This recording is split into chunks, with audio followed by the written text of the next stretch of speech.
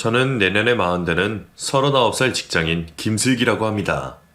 제가 20대 때까지는 정말 사람을 좋아하는 성격이었거든요.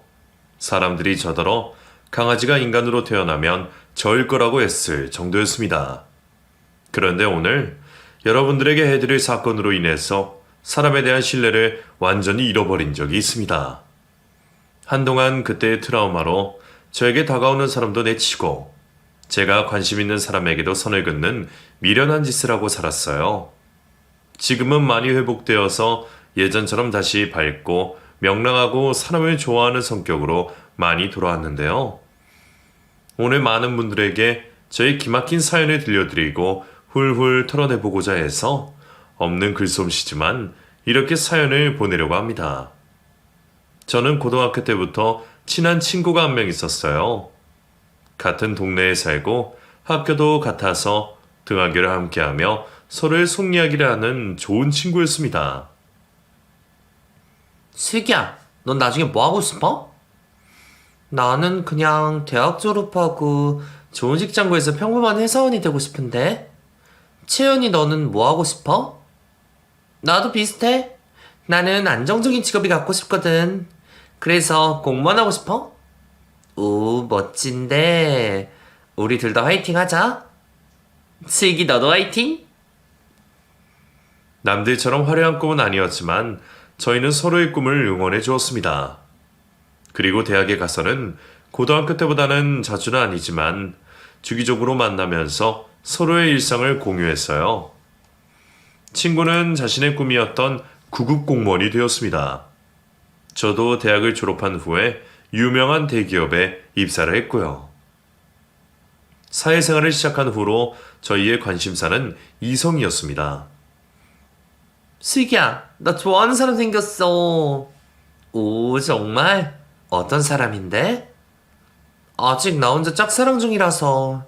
진짜 착하고, 피부도 좋고, 잘생기고, 딱 내 이상형이야. 채연이 너, 너무 외모만 보는 거 아니야? 아니야, 성격도 정말 좋단 말이야. 내가 잘 되면 다 같이 만나자. 너 소개시켜줄게. 내 사랑하는 친구니까. 아이고, 닭살. 그래, 잘 되길 응원한다. 너도 빨리 좋은 사람 만나. 우리 더블 데이트 하자. 친구는 공무원이 되고 나서 좋아하는 사람이 생겼다고 했습니다. 그리고 연애를 시작한 후로 저에게 연락을 하지 않았어요. 저도 일을 배우느라 정신없이 바쁘기는 했지만 주기적으로 친구에게 안부를 물었습니다. 그런데 항상 답장을 며칠 후에나 하던가 아니면 안 하더라고요. 뭐 바쁘면 그럴 수 있지 하고 이해를 했습니다. 그래도 절친이고 자주 연락하던 사이인데 절교한 것 마냥 구니까 조금 섭섭하긴 하더라고요. 그렇게 서먹서먹하게 지낸 지 1년 만에 친구에게서 연락이 왔어요. 저도 그 사이에 연애를 했다가 이별도 했습니다. 친구와 오랜만에 술집에서 만났는데 얼굴이 수척하더라고요. 채연아, 너 어디 아파? 살이 왜 이렇게 많이 빠졌어? 슬기야. 친구는 제 이름을 부르더니 하염없이 눈물을 흘렸습니다. 그리고 본인이 사귀던 사람과 헤어졌다고 하더군요. 그 인간 다 좋은데 너무 우유부단해. 맺고 끊는 걸 못해. 내가 먼저 헤어지자고는 했는데 가슴이 찢어지는 것 같아. 난 연애도 결혼도 안 할 거야. 재현아, 동차 가면 벤치 온다는 말도 있잖아. 그래도 여차하면 그냥 혼자 살자. 연애가 뭐가 중요하냐? 근데 신기하다. 너도 헤어지고 나도 헤어지고. 슬기야, 그동안 내가 섭섭하게 했지. 미안해. 앞으로는 우리 고등학교 때처럼 자주 만나고 시간 보내자. 알았지? 그래, 알았어. 그러자, 이 기집애야. 사실 그동안 얼마나 섭섭했는 줄 알아? 알지. 미안해. 그렇게 절친과 오랜만에 만나서 회포를 풀었습니다. 전 남친에 관한 이야기는 더 하지 않기로 했어요. 역시 오랜 친구가 좋다는 생각이 들었습니다. 서로에 관해 아는 것도 많고 공유할 수 있는 추억도 많아서 시간 가는 줄 모르겠더라고요. 그날 이후로 친구와는 전처럼 자주 연락을 하면서 한 달에 한 번씩은 꼭 만나기도 하고 그렇게 잘 지냈어요. 저는 다른 친구들도 많았지만 그 친구는 친구가 저밖에 없었습니다. 그래서 가끔은 집착 아닌 집착도 하더라고요. 슬기 너 저번 주에 지혜 만났어? 어? 어떻게 알았어? 뭐 했어? 그냥 보고 싶었던 영화 보고 밥 먹고 카페 가고 그랬지 뭐. 왜? 아니, 난 지혜 별로던데. 왜? 지혜 괜찮은데. 너도 다음에 같이 만나자. 우리 같은 반이었잖아. 야, 넌 생각이 있냐? 나 지혜 걔랑 완전 절교했잖아. 앞으로 나 만날 때 지혜 얘기하지 마. 너도 지혜 자주 만나지 마. 걔 별로야, 진짜.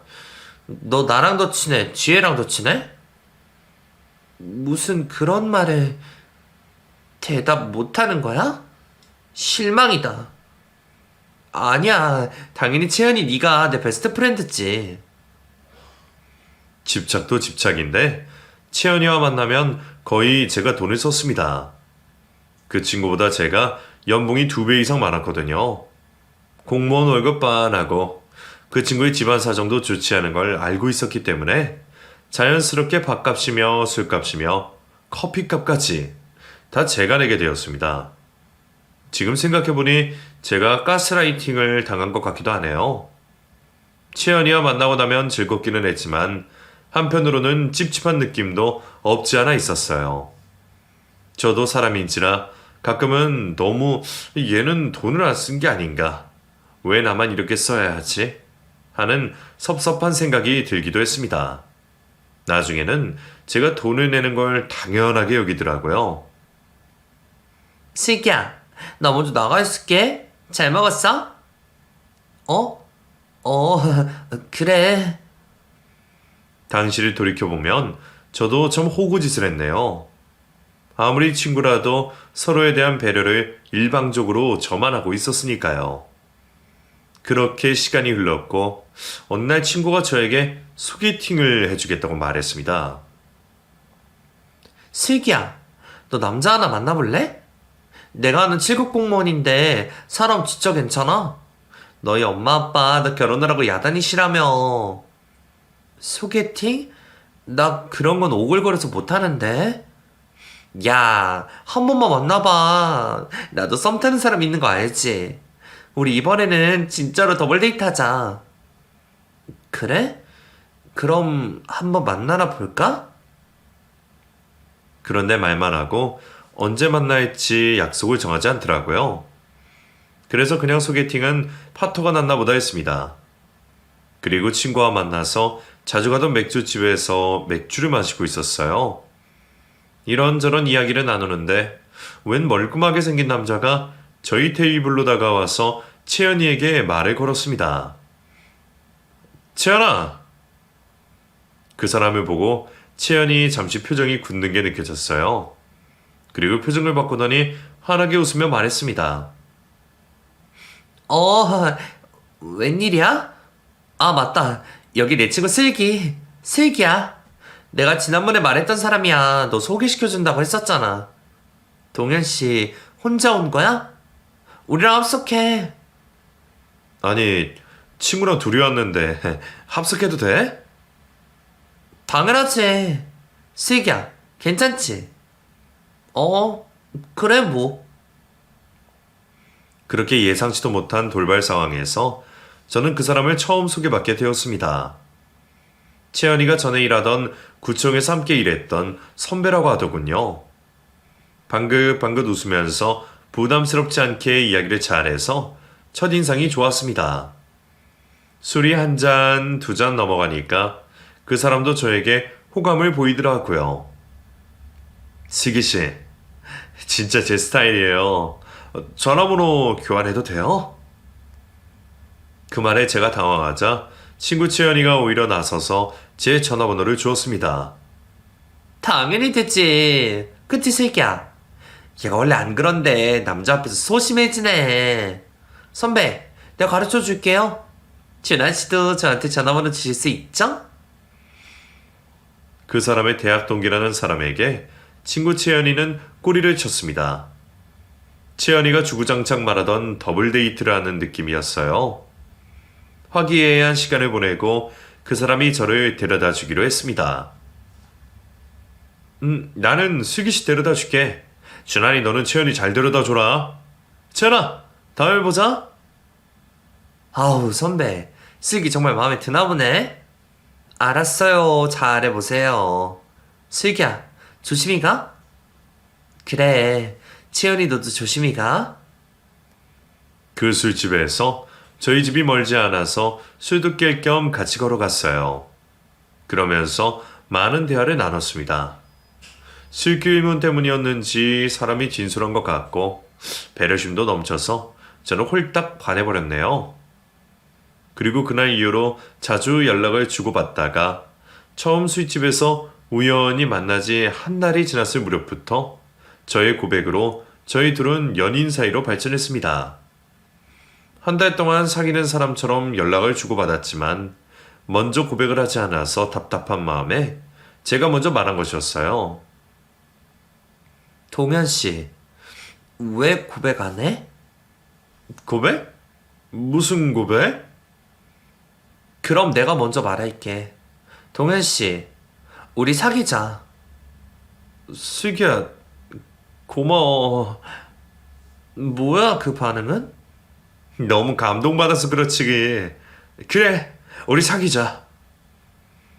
저희들이 사귀기로 하고 나서 저는 제일 먼저 친구 채연이에게 소식을 알렸습니다. 채연이도 기뻐하더라고요. 어머, 잘됐다. 내가 둘이 그렇게 될 줄 알았어. 나도 준환 씨랑 잘해보려고. 정말? 그때 같이 만나던 준환 씨? 잘됐다. 우리 또 넷이 만날 수 있겠네? 그래, 진정한 더블 데이트 하자. 동현 선배 정말 괜찮은 사람이야. 둘이 잘 돼서 결혼까지 갔으면 좋겠다. 결혼은 무슨... 왜? 우리도 이제 결혼할 때 됐지 뭐. 아무튼 잘해봐. 내가 다 기쁘다야. 채연이가 마음에도 없는 말을 하는 줄도 모르고 저는 혼자서 쑥스러워서 몸둘 바를 몰라 했습니다. 그 이후로 그 사람과 2년 가까이 사귀면서 몇 번 헤어질 뻔했어요. 그 사람이 저와 만나면서도 저는 알지 못하는 연락을 받으면 그냥 가버렸거든요. 슬기야, 나 급한 일이 생겼어. 또 어디 가려고. 나도 더 이상 못 참아. 매번 뭔데? 아니, 친구가 지금 큰일이 났다고 해서 금방 갔다 올게. 그래놓고 한 번도 다시 온 적 없잖아. 지난번에도 나 혼자서 몇 시간이나 기다렸는 줄 알아? 친구 누구? 준환 씨? 너는 모르는 친구야. 다음에 얘기하자. 나 지금 가봐야 돼. 영화를 보다가도 뛰쳐나가고 같이 밥을 먹고 데이트를 하다가도 그냥 나가버리는 그 인간이 정말 미웠습니다. 이런 고민을 저는 제 친구 채연이에게 털어놓았어요. 아무래도 오빠는 나보다 다른 사람이 더 중요한 것 같아. 어떻게 그럴 수가 있어? 동현 선배가 예전부터 오지랖이 넓기는 했어. 사람이 좋아서 그런 건데 어쩌겠어. 네가 좀 이해해. 야, 너는 동현 씨 편이냐? 편이 어디 있어. 둘 다 내가 좋아하는 사람들인데. 그리고 제가 처음으로 헤어질 결심을 한 그날에도 남자친구와 카페에서 커피를 마시며 이야기를 나누다가 남자친구가 휴대폰을 놓고 화장실을 간 사이에 전화통에 불이 나서 제가 전화를 받은 날이었어요.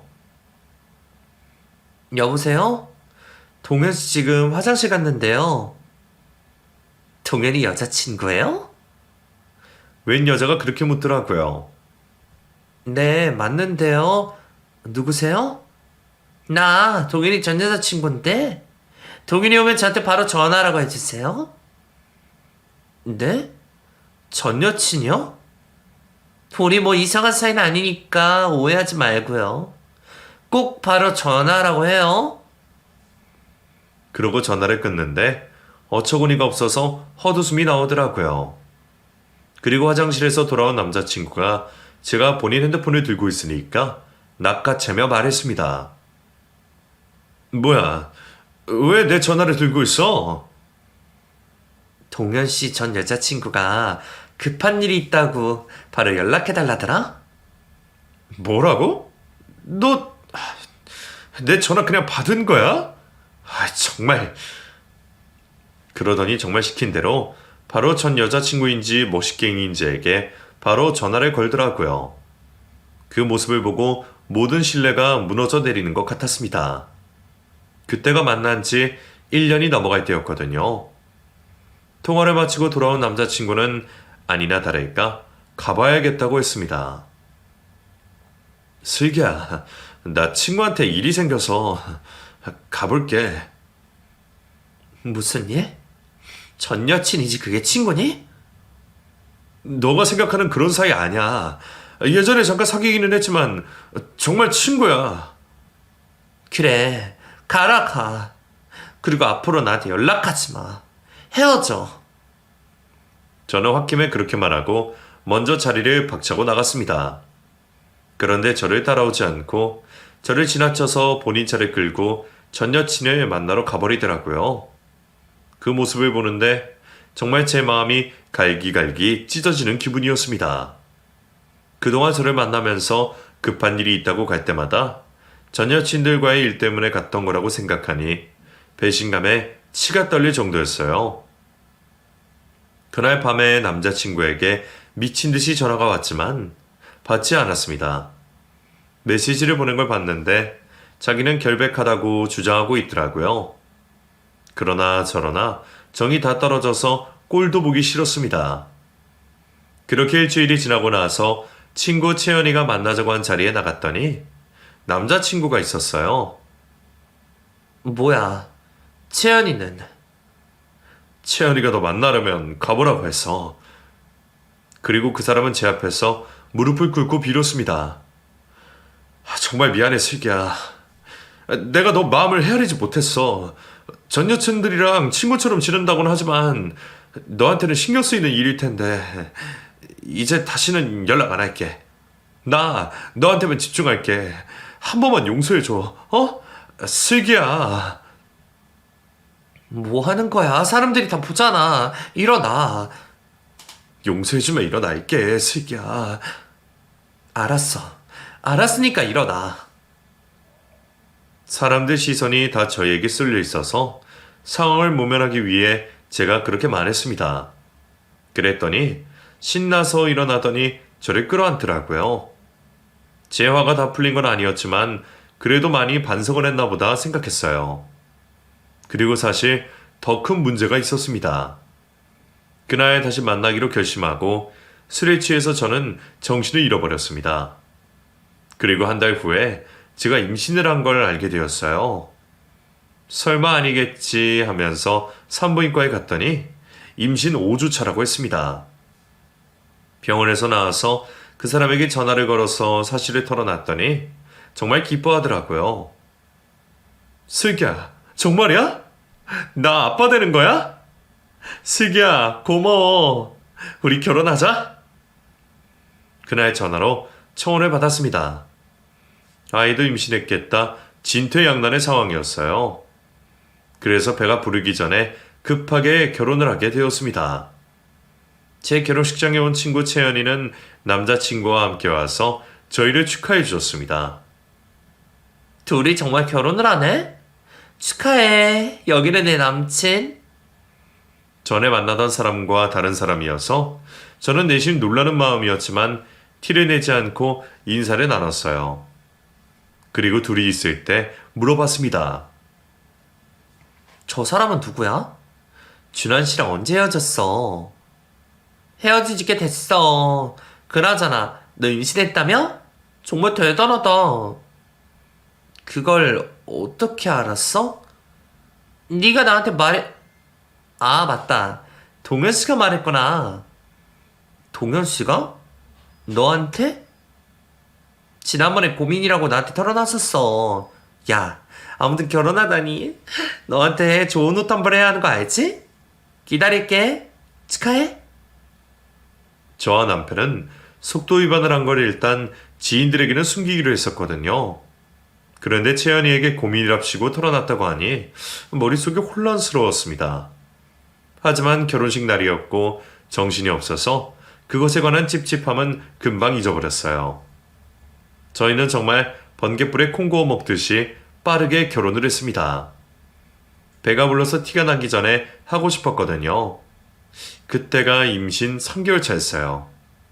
입덧이 있어서 가만히 있어도 배멀미를 하는 기분을 느끼고 있는 상태에서 결혼식까지 치르고 저는 며칠을 알아 누웠습니다. 남들은 신혼여행을 갔다고 생각했지만 신혼여행을 갈 수가 없는 상태였거든요. 그 와중에도 남편은 뭐가 바쁜지 퇴근도 늦게 하고 연애 초반처럼 저를 살뜰히 챙겨주지 않았습니다. 오늘도 야근해? 도착하면 10시 넘을 거야. 먼저 자. 왜 그렇게 바빠? 결혼하고 나서 당신 얼굴 본 지가 언젠지 모르겠어. 미안해. 주말에는 안 나가고 집에 붙어 있을게. 끊어? 당연한 이야기를 남편은 선심 쓰듯이 말했습니다. 혼자서 가만히 생각하다 보면 어처구니가 없었어요. 임신하고 결혼해서 이게 뭐 하는 짓인가? 혼자서 서러운 마음에 남모르게 눈물도 흘렸네요. 신혼집은 저희 부모님이 마련해 주셨어요. 남편 집은 생각보다 형편이 좋지 않았습니다. 사귈 때는 본인 부모님이 사업을 하신다니 하면서 여유로운 척을 했는데 알고 보니 작은 구멍가게라고 계셨어요. 사실 제 뱃속에 갑작스럽게 생긴 아이에 대한 책임감, 그 하나로 결혼을 했다고 해도 과언이 아닙니다. 그래도 연애 때처럼 전 여친들과 연락을 하지 않는다고 생각해서 그건 다행이라고 여겼습니다. 그런데 그것도 얼마 가지 않았어요. 결혼하고 한 달이 지났을 무렵에 주말에 저희는 교회로 여행을 가기로 했습니다. 제가 미리 공기 좋은 곳에 펜션도 예약을 해뒀거든요. 그런데 당일에 짐을 싸다가 남편이 전화를 받고 일이 생겼다고 했습니다. 느낌이 쎄하더라고요. 어디 가는데? 무슨 일인데? 아니, 내 친구가 사기를 당했다고 지금 어쩔 줄을 몰라 해. 미안해, 슬기야. 여행은 다음에 가자. 전화기 줘봐. 뭐?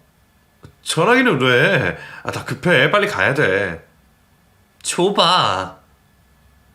저는 남편의 전화를 억지로 뺏어서 최근 전화 목록에 뜬 번호로 전화를 걸었습니다. 그랬더니 웬 여자가 전화를 받더라고요. 오빠, 왜? 오고 있어? 당신 누구야? 그러는 그쪽은 누구세요? 나 동현씨 와이프인데 너 누구냐고? 오빠가 결혼을 했어요? 저 전 여자친구인데요. 오빠 좀 바꿔봐요. 전 여친이 결혼한 남의 남자한테 왜 전화를 걸어? 동현씨 못 가니까 그런 줄 알아. 저는 그렇게 소리를 지르고 전화를 끊었습니다. 전 여친이 대체 몇 명이나 되는 건지 머리가 어지러웠어요. 그리고 총각 행세를 하고 다녔다는 사실도 어처구니가 없었습니다. 총각 행세라고 다녔어. 그것도 전 여친한테? 시기야, 너 왜 그러냐? 애가 결혼하더니 왜 이렇게 드세졌어? 그냥 친구라고. 친구? 그래, 친구는 친구지. 전 여친. 야, 길 가는 사람 붙잡고 물어봐라. 임신한 와이프 둔 남자가 전 여친 만나고 다니는 게 정상 있지. 저는 화가 나서 고래고래 소리를 지르고 있는데 그 와중에도 남편은 울리는 전화를 받아서 금방 가겠다고 대답하더라고요. 그리고는 저를 내버려 두고 붙잡기도 전에 홀랑 나가버렸습니다. 또다시 혼자 남겨진 저는 남편에 대한 배신감과 억울함에 미쳐 돌아버릴 것만 같았어요. 그리고 후회가 됐습니다.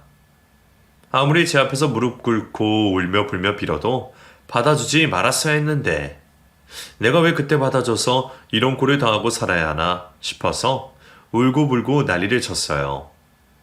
몇 시간을 그렇게 울었을까? 갑자기 배가 땡기고 미친 듯이 아파오더라고요. 하엘도에서 저는 바로 119에 전화를 걸고 산부인과로 갔습니다. 그리고 청천벽력 같은 이야기를 듣게 되었어요. 안타깝지만 유산이에요. 그럴 리가 없어요. 선생님, 다시 한번 봐주세요. 아니에요. 죄송합니다. 유산에서도 출산하거나 다름없이 몸조리 하셔야 돼요. 남편분한테 연락해서 오지라고 하세요. 병실에 누워서 저는 미친 사람처럼 울부짖었습니다. 제가 조금만 더 신경을 썼으면 이런 일은 없었을 텐데 하는 죄책감이 들었어요. 그렇게 울다 보니 남편에 대한 분노가 치솟아 올랐습니다. 그리고 저는 남편에게 전화를 걸었어요. 한참을 전화해도 받지 않았습니다. 친정 부모님에게는 걱정하실까봐 연락을 못하겠더라고요. 그래서 친구 채연이에게 연락을 했습니다. 그랬더니 바로 달려와 주었어요. 슬기야, 이게 무슨 일이야? 채연아, 나 정말 결혼 괜히 했나봐. 그 인간 완전 미친 사람이야. 또 전 여친이랑. 저는 말을 잇지 못하고 눈물이 터져나왔고 그런 저를 채연이가 안아주었습니다.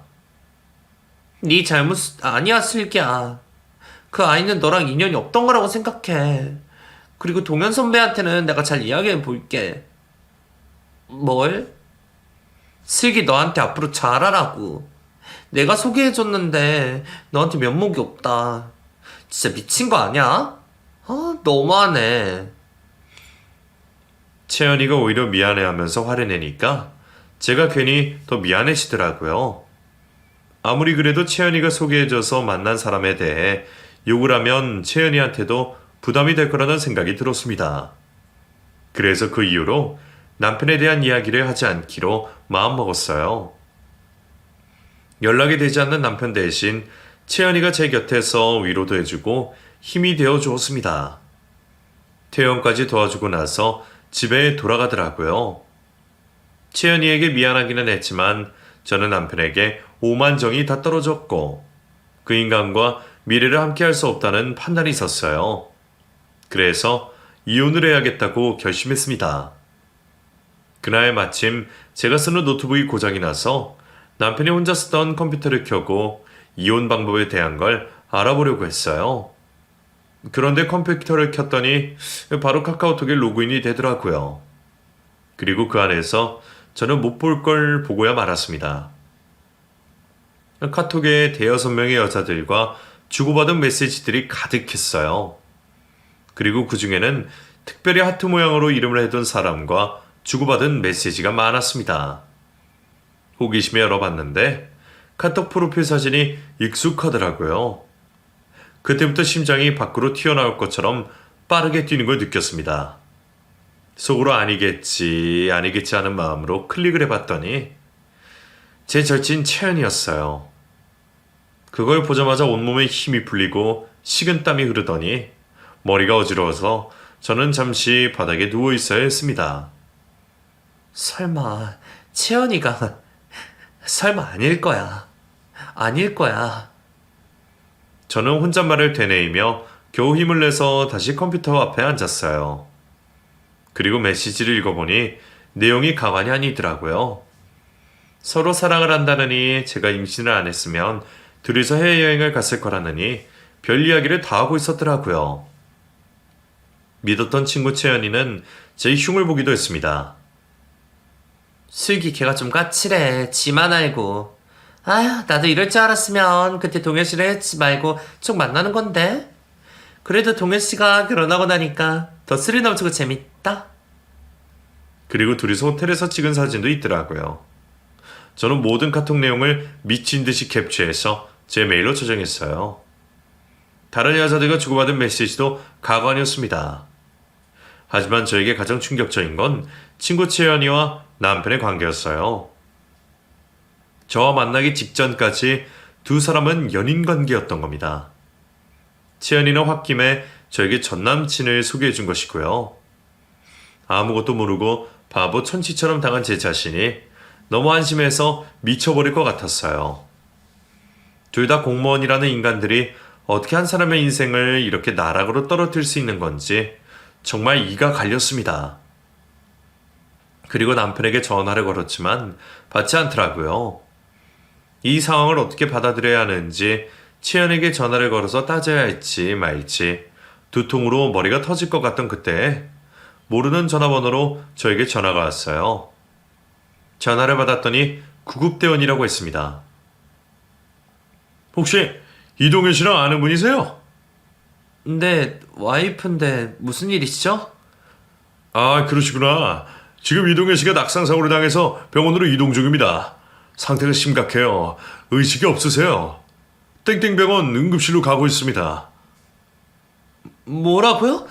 어쩌다가... 알겠어요. 금방 갈게요. 정말 미운 인간이었지만 크게 사고를 당했다고 하니 그래도 아직 남편이라고 놀란 마음이 먼저였습니다. 그래서 저는 시부모님에게 연락을 드리고 병원에 도착했어요. 교통사고 등으로 응급실 내부는 시끄럽고 정신이 없었습니다. 그 와중에 저는 제 남편의 이름을 대며 남편을 보러 왔다고 말했어요. 저 이동현 와이프인데요. 동현 씨 어디 있어요? 많이 다쳤어요? 제가 말했더니 간호사가 차트를 살펴보고 저에게 대답했습니다. 네? 지금 보호자분 와 계시는데요. 와이프인 줄 알았는데. 조금 있으면 수술 들어가야 해서 보호자 1인만 면회가 됩니다. 그게 무슨 말이에요? 와이프는 전데... 설마... 저는 그 순간 머릿속이 핑 돌더라고요. 그리고 간호사를 뿌리치고 남편 이름이 적힌 침대를 찾아갔습니다. 그 안에서 울음소리가 들렸습니다. 동현 씨, 이렇게 가면 안 돼. 동현 씨, 이혼하고 나랑 살자. 일어나. 목소리가 익숙한 목소리더라고요. 커튼이 쳐져 있어서 저는 커튼을 열어 젖혔어요. 그랬더니 아니나 다를까 채연이 그년이 의식 없이 엉망이 된 남편 옆에서 울고불고 난리가 나서 소리를 지르고 있었어요. 그리고 저를 보더니 깜짝 놀라더라고요. 슬기야. 야, 네가 이 인간 와이프냐? 참, 이리 나와. 저는 두말 없이 채연이 그년의 치렁치렁한 머리끄댕이를 붙잡고 끌고 나가려고 했습니다. 그런데 제 팔을 잡고 버티면서 나가지 않으려고 하더라고요. 그리고 오히려 저를 망나니 취급을 했습니다. 슬기 너 뭐하는 짓이야 이 와중에. 동현 씨 죽으면 어떡하려고. 저딴 더러운 자식 뒤지든 말든 채연이 니는 목숨이나 걱정해. 이리 나와. 그때 도착한 시부모님도 저와 채연이 그년이 하는 언행을 다 목격해서 당황해서 어쩔 줄 몰라 했습니다. 그런데 놀라운 건 채연이 그년이 저희 시부모님에게도 인사를 하더라고요. 어머니 아버지 얘 좀 알려보세요. 우리 시부모님이랑도 잘하는 사이니? 그래요? 그러자 시어머니가 대답하더라고요. 전에 우리 집에 인사 오긴 했었는데 얘가 왜 여기 있냐? 그나저나 우리 동현이 어디 있어? 동현아. 채연이 그년이 시부모님에게 인사까지 드렸었다는 사실에 저는 기함을 했습니다. 그리고 간호사는 응급수술을 진행해야 한다며 보호자 서명을 부탁했어요. 저는 시부모님에게 서명하시라고 한 뒤 채연이 그년을 끌고 병실 밖으로 나갔습니다. 너 언제부터야? 일부러 그런 거야? 어떻게 그럴 수가 있어? 너 내 친구 맞아? 야, 한채영. 지가 놓고 말해. 김슬기. 네가 눈치가 없어서 당한 걸 날더러 어쩌라고. 야, 동현 씨가 너보다 날 더 사랑한 건 아냐? 동현 씨는 네가 임신한 그 아이 지우기를 바랬는데 내 부탁으로 너랑 억지로 결혼까지 한 거잖아? 뭐? 그걸 말이라고 해? 미친년아. 네가 어떻게 나한테... 저는 힘이 빠져서 주저앉았고 그 사이에 채연이 그녀는 주랭랑을 쳐버렸습니다.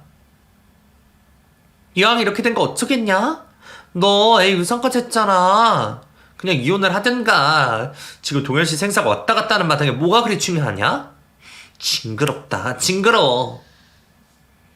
오히려 저를 악마 취급하며 막말에 대고 도망가는 채연이 그년의 뒷모습을 보고 저는 구역질이 나왔습니다.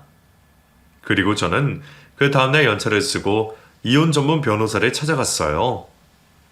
이왕 악마 취급당한 거 끝까지 가보자는 생각이었습니다. 이혼 소송과 상간녀 소송을 동시에 진행하기로 결심했어요. 제가 증거를 잘 모아가서 변호사가 소송 진행하기 수월하겠다고 말했습니다. 혹시 공무원이 외도한 사실을 알게 되면 징계 처리도 받나요? 그럼요. 파면까지 당할 수 있어요. 거기까지 원하세요? 네. 제 인생 망친 만큼 꼭 복수하고 싶어요. 그렇지 않으면 저 속 터져서 죽을 것 같아요. 그러시죠. 기운 내시고 제가 열심히 해보겠습니다. 그렇게 일주일이 지났을까 소장이 시부모님 댁으로 날아갔는지 시아버지가 저에게 전화를 했습니다. 즐기냐?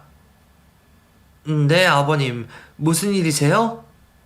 도균이 수술 잘 됐다. 다행이네요. 위험한 고비는 넘겼는데 의사와 척수 손상 때문에 하반신 마비가 될 거라고 하네. 그 말을 듣고 조금 놀라기는 했지만 저는 냉정해지려고 했습니다. 그래서 뭐요? 할 말 없으시면 끊을게요. 도균이가 잘못한 거 알아. 네가 도균이 좀 품어주면 안 되겠니? 이 와중에 이혼이 웬 말이야? 이 소송 취하해라. 어? 그건 다른 이야기고요. 솔직히 어머니 아버님도 동현 씨가 제 친구 채연이랑 그렇고 그런 사이였다는 거 다 아셨잖아요. 맞죠? 다 한패거리잖아요. 아니 나는 더 나쁜 말 나오기 전에 전화 끊을게요. 다시는 저한테 이런 전화하지 마세요. 그리고 소송을 진행하면서 새롭게 알게 된 건 남편이 그런 낙상사고를 당한 것이 전 여친과 등산에 가서 둘이서 쇼를 하다가 실수로 발을 헛디뎌서 낭떠러지에서 떨어져서 사고를 당한 것이라는 걸 알게 되었습니다. 재현이 말고 또 다른 전 여친과 말이에요. 그 전 여친은 놀라서 신고만 하고 자취를 감춰버린 거였습니다. 참, 얼마나 기운이 남아 돌았으면 한 명도 아닌 여러 명과 동시에 외도를 하고 있었던 건지 그냥 어이가 없었어요. 그리고 그에 합당한 벌을 받았다는 생각도 들었습니다. 하반신 불구가 되었으니 말이에요. 그 인간이 회복될 때까지 소송은 한없이 미뤄졌어요. 상간녀 소송은 진행되었고 처음에는 해보려면 해보라고 자신 있어 하던 채연이 그년도 저를 회유하기 시작했습니다. 슬기야, 우리 그만하자. 누구 좋으라고 이런 일 하냐? 내가 합의금 줄게. 소송 취하해. 뭐? 웃기지도 않네. 야, 그깟 돈 몇 푼으로 뭘 어쩌겠다고. 너 네가 지은 죄가 뭔지 알기는 해? 알아. 정말 미안해. 그래도 우리 절친이잖아. 용서해줘. 넌 한 인간의 인생을 완전히 나락으로 가게 했어. 너도 그 기분 느껴봐야지. 너 평생 나 만만하게 봤지? 이제 내가 너한테 당한 거 그대로 돌려줄게. 기다려. 그리고 소송을 하면서 채연이 그년이 다른 유부남과도 만나고 있었다는 사실도 알게 되었습니다. 그 덕분에 이중으로 소송이 걸렸어요. 그리고 얼마 후에 공무원직에서 파면을 당했습니다. 당연한 결과였죠. 아무튼 상간녀 소송이 끝나고 전 남편이 휠체어를 타고 다닐 수 있을 정도로 회복이 된 후에 저와 변호사는 법원 출석 요구서를 보내게 됐습니다. 하도 시간을 많이 어겼던 터라 출석하지 않으면 안 되는 상황이었어요. 휠체어를 타고 법원에서 마주친 전 남편은 저를 보고 악어의 눈물을 흘리며 속지 않은 척 연기를 하더라고요. 미안해, 슬기야. 나 이제 알았어. 내가 무슨 짓을 저질렀는지. 내가 평생 네 옆에서 다 갚아줄게. 다른 여자 쳐다도 안 볼게. 미안해. 내가 우유부단해서 그랬어. 우유부단? 말 같은 소리를 해라. 얼마나 기운이 넘쳤으면 그런 짓을 했겠어. 야, 이제 너랑 만나줄 여자도 없어. 착각하지 마.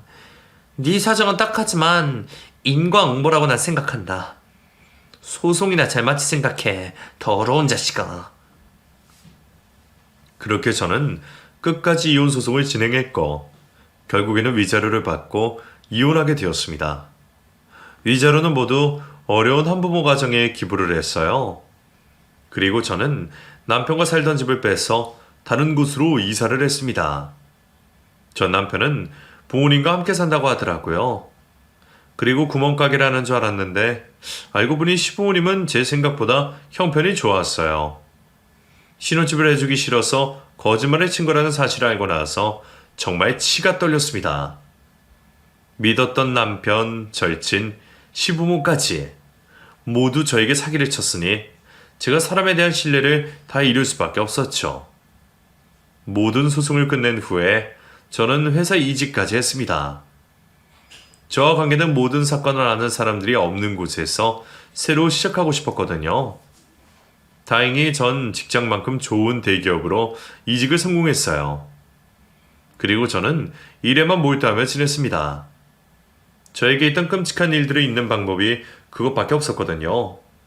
우수사원으로 뽑히기도 했네요. 야, 슬기씨 대단해. 어떻게 그렇게 일을 열심히 하고 게다가 잘해? 뭘요? 저는 그냥 일이 재미있어서 한 건데 감사합니다. 슬기씨처럼 괜찮은 여자 낚아챌 남자가 누굴지 정말 궁금하다. 저는 남자 만날 생각이 없어요. 아니 왜? 결혼할 나이 지났잖아. 좋은 짝 만나서 같이 살면 좋지. 그런 말들을 들으면 전 어색하고 웃어 넘겨오고 말았습니다. 그리고 건너 소식을 들었는데 전 남편이 하반신 마비가 된 이유로 그렇게 연락을 해대던 전 여친들의 연락이 뚝 끊어졌다고 하더라고요. 죽고 못 살 것처럼 필요할 때마다 연락을 해대던 전 여친들에게 완전히 버림을 당한 거였습니다. 인간이 정말 간사한 것 같아요. 아무튼 채연이 그년도 공무원직에서 파면을 당한 이후에 혼자 사업을 하겠다고 뛰어들어서 몇 번을 말아먹었다고 들었습니다. 나쁜 년. 다시 생각해도 정말 화가 나네요. 두 년놈 모두 완전히 벼랑 끝에 매달린 삶처럼 살고 있었지만 왠지 제 속은 별로 후련하지 않았습니다. 그냥 사람이 싫더라고요. 그런 제 얼어붙은 마음을 열어준 사람이 3년 전에 생겼습니다. 코로나로 한창 거리두기가 심했을 때 재택근무를 하면서 지내던 시기였어요. 거래처 대기업 직원이 저에게 자주 연락을 했습니다. 일적인 것 외에도 은근히 제 안부를 묻더라고요. 그 직원이 저보다 4살이 어려서 저는 그냥 동생 대하듯이 대했어요. 나이는 어려도 저보다 더 속이 깊은 사람이었습니다. 그래서 편하게 통화를 하다가 보니 저와 가치관이나 성격이 비슷해서 조금씩 끌리더라고요. 하지만 제 마음의 벽을 닫아둔 상태라서 저는 철저히 사무적으로만 대하려고 노력했습니다. 그러다가 오랜만에 회사에 출근을 하던 날, 그 사람이 퇴근 후에 저를 기다려서 고백을 했어요. 슬기씨, 솔직히 저 더는 못 기다리겠어요. 하지만 슬기씨 마음이 열릴 때까지 언제고 기다릴 테니까 슬기씨 사랑하는 제 마음은 알아주세요. 그 말을 듣고 저는 모르게 웃음이 새어나오더라고요. 저를 웃게 해주는 사람을 오랜만에 만나서 저도 당혹스럽기는 했지만 행복했던 것 같습니다. 그리고 내년에는 그 사람이랑 결혼을 하기로 했어요. 나이 40에 뒤늦은 새 출발이지만 잘 살아보려고요. 내년 봄에 저는 5월에 신부가 됩니다.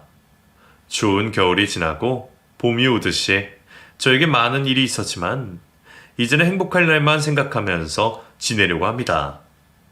여러분, 제 이야기 끝까지 들어주셔서 정말 감사해요. 그럼 저는 이만 물러가 보겠습니다. 건강하세요.